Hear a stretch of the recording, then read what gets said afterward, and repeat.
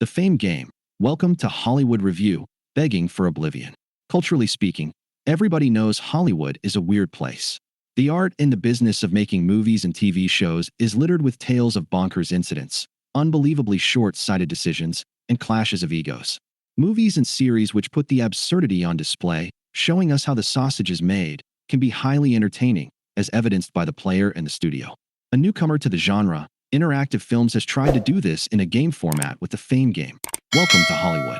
And they have ended up becoming their own cautionary tale. The Fame Game puts you in the role of Jonathan, a guy who's been trying to make it in Hollywood after leaving Ohio. His first day as an extra on a major soap opera takes a turn for the weird when he's sent to fetch the male lead for a scene and stumbles upon them cheating with another extra. The scenario goes sideways when the leading lady and the male lead's girlfriend demands his firing with you as the replacement. From there, you're suddenly surrounded by a bevy of beauties who are all demanding your presence, both professionally and personally. Across 5 chapters, you're expected to not only become a major star, but also the leading man in a romance with one of the many women you're now dealing with on a regular basis. For a guy who experienced a lot of the early interactive movies of the 90s like Phantasmagoria and Ripper, going through the Fame Game is oddly novel to me in general terms of visual quality. The video is crisp and certainly meets broadcast quality levels. The UI elements look clean and easily readable.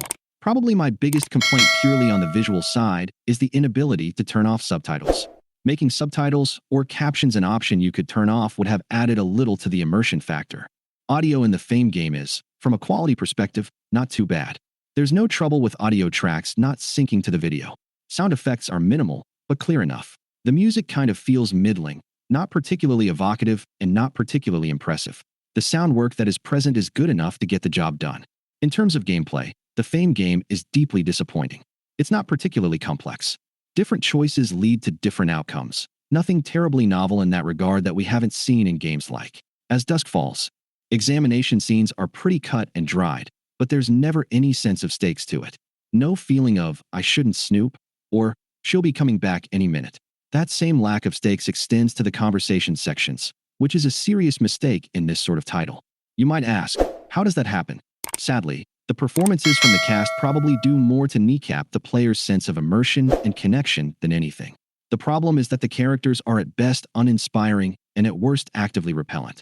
They don't even rise to the level of stereotype, strange as it sounds.